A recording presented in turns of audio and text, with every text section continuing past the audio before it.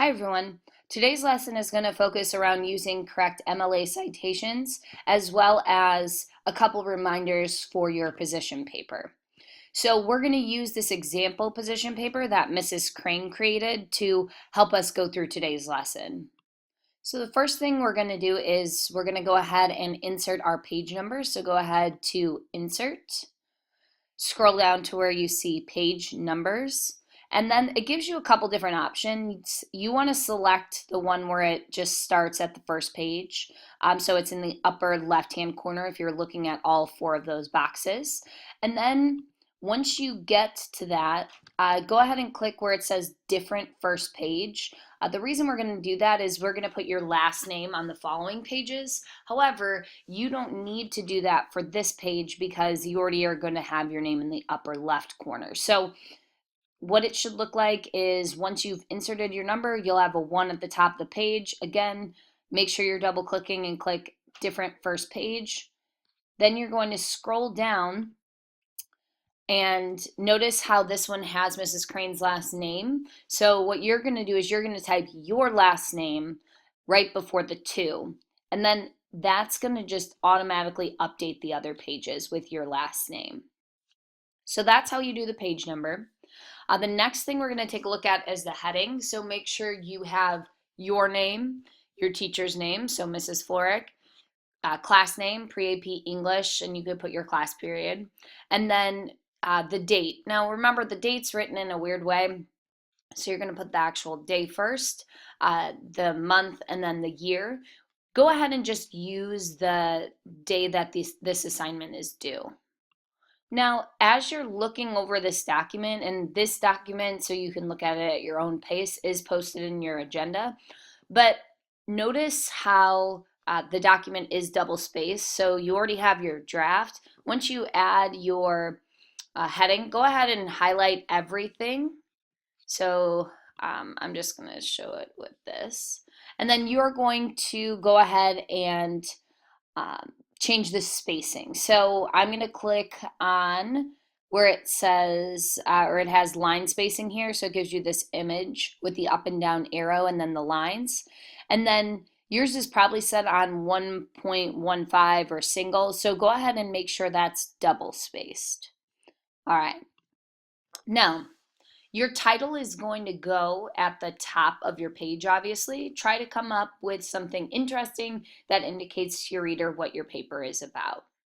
Now, there is a lesson on how to do your introduction, so please make sure you're taking a look at that. But if you're looking for some other guidance, there's some in this paragraph here. Now, your last sentence is really important. That's going to be your thesis statement. So make sure that's at the end of your introduction, and it should list the 3 main arguments that you are going to focus on each of the paragraphs. Now, notice how Mrs. Crane has highlighted her paper here. I would like us to do that. So what you're going to do is if you scroll to the bottom of this sheet, this is also on your rubric as well. It tells you what to annotate. This helps you make sure you've included everything. It also makes it an easy visual for your teacher to just go ahead and look and see that you have all your components. So make sure you bold your thesis statement. You're going to highlight the general topic sentences of your body paragraphs in red. Highlight the parenthetical citations you've used for your direct quotes in orange. Highlight your analysis and explanation in yellow, and then highlight the conclusion sentences of each of your body paragraphs in green. All right, so for an example on how that should look, go ahead and take a look at Mrs. Crane's paper here. The last thing I want to take a look at is your Works Cited page. So your Works Cited page is going to go at the very end of your paper, and it's going to include all of the resources that you referenced throughout writing this paper and that you included in your paper. So at the top of your page, you're going to go ahead and type Works Cited. This does not need to be bolded or any larger than the rest of the text. Then hit enter, and then you're going to list all of the resources that you referenced in your paper. Notice how there is a reverse indentation, and what I mean by that is the first line of each of the citations is all the way to the left, and then it's indented for all the lines following. This is so the either title or the author's last name stand out and you could see it quickly.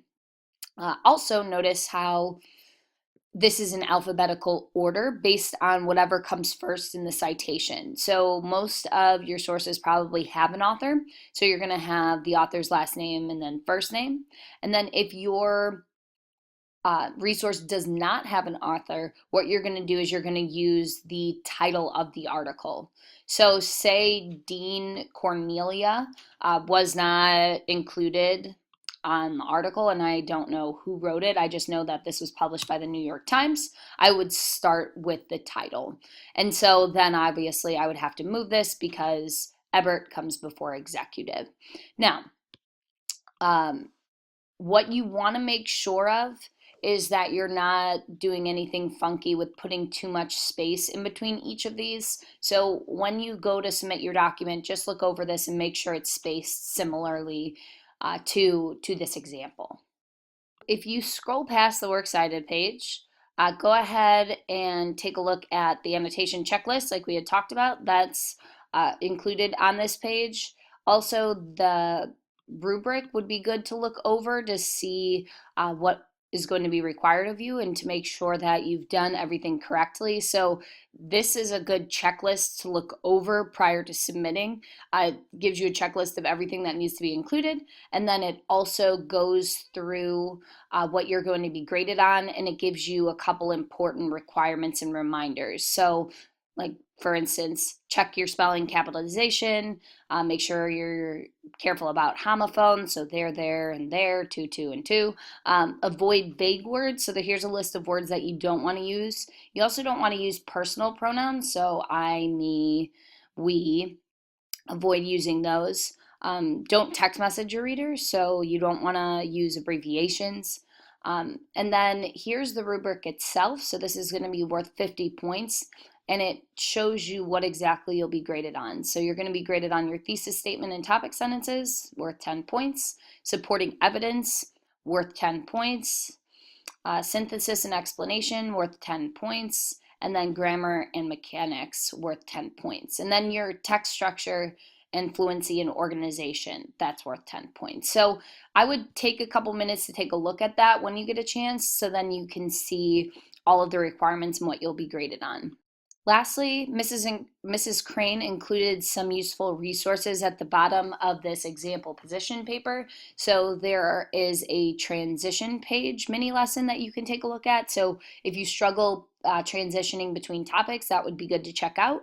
There's also some MLA resources. So the MLA in-text citations and then the Purdue OWL website, those would also be very good to take a look at. I didn't mention much about in-text citations, but we've talked a lot about that. Make sure for those citations, I'm going to find an example here for us. Make sure for those citations that you put the cited text in quotation marks, and then you put, notice how there is no period at the end here. A lot of us have been making that mistake when we've turned in our outlines, or not outlines, excuse me, your first body paragraphs. So make sure there's no period there. And then your citation is going to be in parentheses. It's going to contain the author's last name, or if you don't have the author's last name, the title of the article.